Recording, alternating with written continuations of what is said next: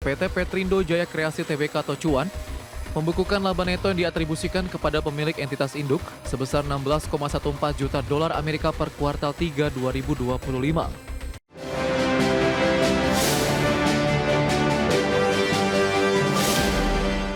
Keinformasi emiten PT Petrindo Jaya Kreasi Tbk atau Cuan membukukan kinerja bervariasi di kuartal ketiga 2025. Perseroan mencatatkan penurunan laba bersih di 46,95% secara tahunan, sementara pendapatan perseroan meningkat signifikan di 45,88% secara tahunan. Dikutip dari Keterbukaan Informasi Bursa Efek Indonesia, PT Petrindo Jaya Kreasi Tbk atau Cuan membukukan laba neto yang diatribusikan kepada pemilik entitas induk sebesar 16,14 juta dolar Amerika per kuartal 3 2025. Capaian tersebut merosot 46,95% secara tahunan dari laba bersih 30,44 juta dolar Amerika di kuartal 3 2024.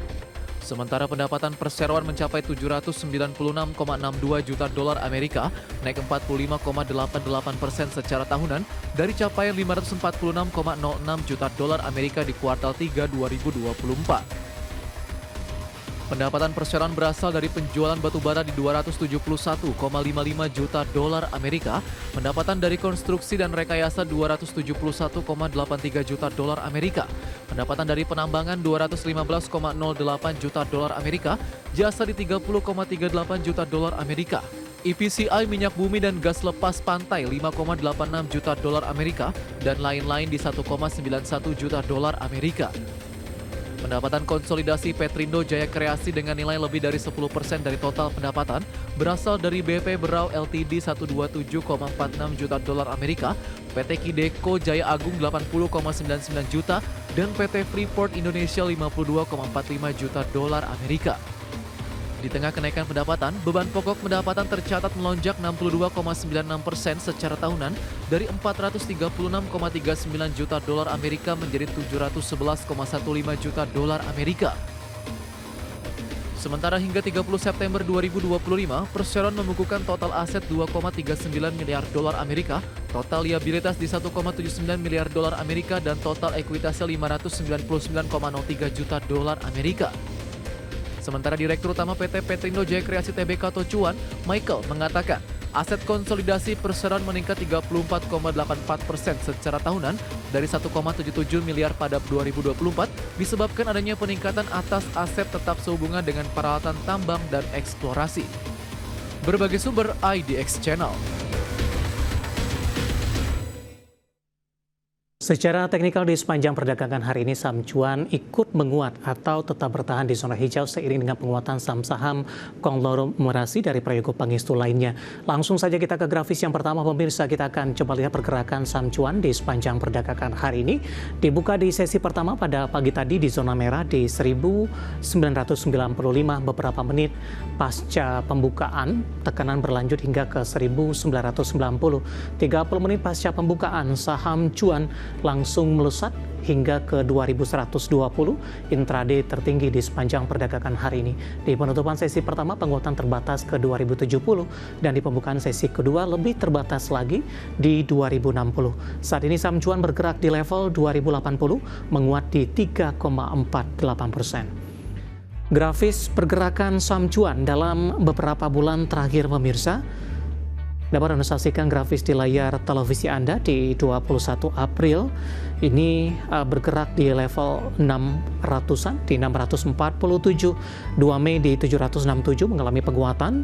Juni sudah di atas ribuan. Juli di 1200, Agustus dan September konsisten di 1500-an pemirsa. Di 13 Oktober saham Cuan melesat ke Rp2.770 per saham. Intraday tertinggi dan pembukaan sesi kedua hari ini di 2060. Dari sisi valuasi dengan beberapa indikator yang ada pemirsa, tampaknya saham Cuan mengikuti dengan saham-saham konglomerasi lainnya, valuasinya sudah terbilang cukup mahal. Grafis selanjutnya kita akan coba lihat price to earning ratio-nya ada di 653,16 kali, PSR di 13,13 kali, PBV-nya sudah jauh di atas 1 kali, 43,70 kali, dan PCFR minus di 827,34 kali. Ya, kombinasi secara fundamental, teknikal, dan juga dari sisi valuasi, dan semoga bisa menjadi salah satu referensi untuk Anda.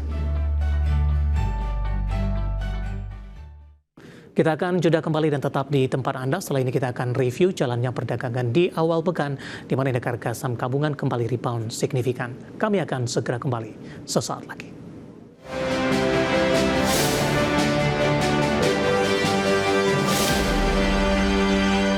Terima kasih untuk Anda yang masih bergabung bersama dengan kami, dan di segmen ini kita akan review jalannya perdagangan di awal pekan ini. Dan kami ingatkan kembali Anda masih bisa berpartisipasi di WhatsApp interaktif di 0851 di 78104976 seperti yang tertera di layar televisi Anda nantinya.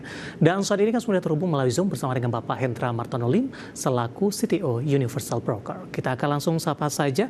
Pak Hendra, selamat sore. Apa kabar, Pak? Kabar baik, Tim. Terima kasih Pak Hendra sudah meluangkan waktu di IDX Channel. Hari ini perdagangan perdana Pak di bulan November. Tinggal hitung beberapa minggu lagi kita akan meninggalkan aktivitas perdagangan di 2025. Tapi sebelum kita ulas dari sisi teknikal di sepanjang perdagangan hari ini Pak Hendra, kita akan coba flashback pergerakan indeks harga saham gabungan di sepanjang Oktober lalu, sempat melemah ke 79 dan beberapa kali mencatatkan rekor. Kemudian juga beberapa sentimen berkembang juga ikut mewarnai analisis untuk IHSG dalam sebulan terakhir Pak. Ya, jadi kita mesti harus tahu bahwa ketika Oktober kemarin ada peristiwa penting sekali, yaitu yang kalau kita bisa perhatikan, ya kita pada sekitar tanggal 16-17, yaitu di Oktober itu ada pengumuman, ada kemungkinan MSCI itu mengupdate caranya untuk mendapatkan hasil yang lebih transparan ya. Jadi di mana kan floating